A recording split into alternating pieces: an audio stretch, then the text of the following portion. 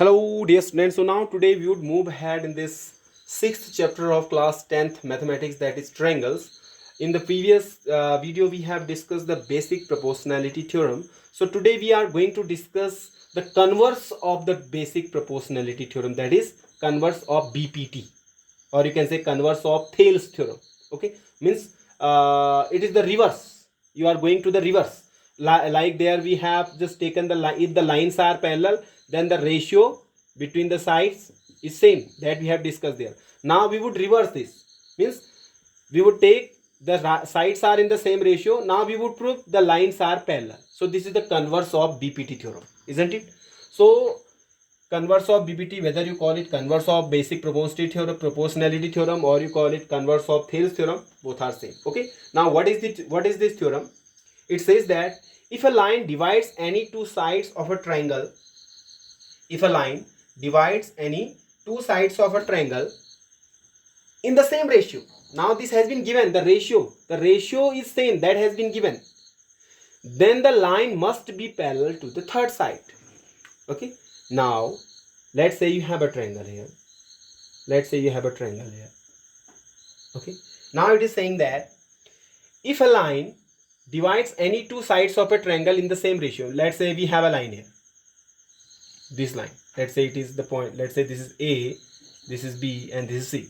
Okay, let's say here you have point, you have a line, this divides this line divides the two sides of a triangle in the same ratio, means this by this is equal to this by this has been given to you. Okay, so you would write here given AD by BD, this has been given to you, means you would write AD by BD equals to AE by C. AE by C.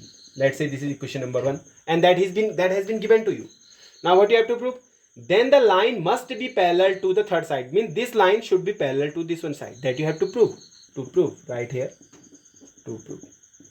So in case that you have to prove DE is parallel to BC, that you have to prove. You have to prove this DE. If the ratio is same, then this DE should be parallel to BC, that you have to prove here.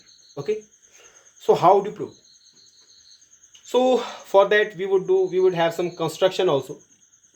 Okay, so right here, construction. Let's say we are assuming that we have to prove DE is parallel to BC. We have to prove this. Now we are assuming that, let's say this DE is not parallel to BC.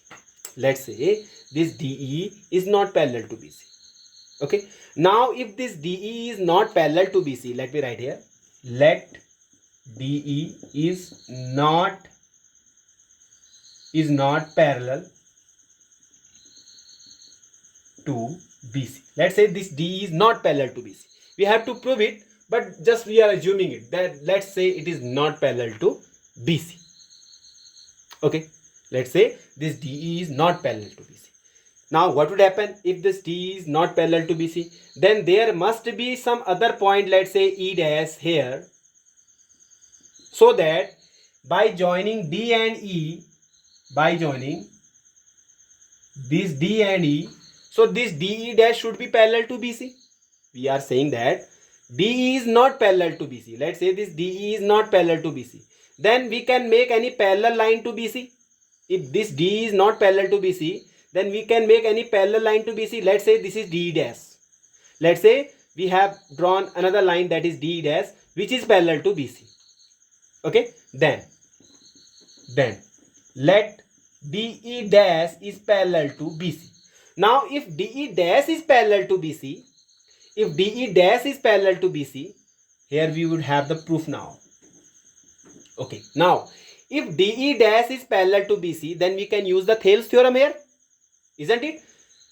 Between any two parallel lines we can use the Thales theorem. So Thales theorem says that if these two lines are parallel, then these two parallel lines are going to divide the sides in the same ratio. That is the Thales theorem.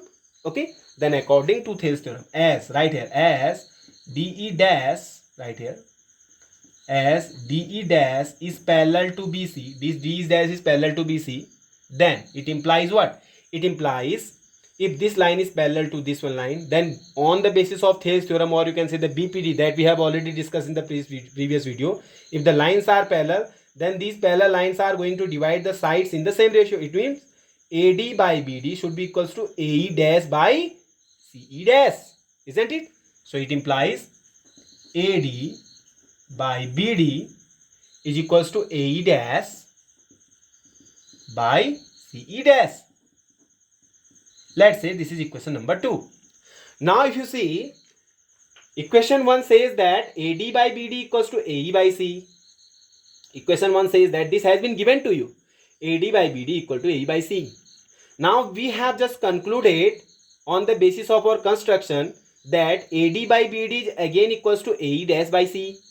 Now if you see, AD by BD is equal to this here, and in equation number 2 AD by BD is equal to this. Means both are the values of AD by BD. If you see LHS here AD by BD, and here also LHS AD by BD, then from equation 1 and equation 2 we can conclude that if AD by BD is equal to this and AD by BD is equal to this, so it means this value should be equals to this value, because both are the values, this as well as this are the values of AD by BD.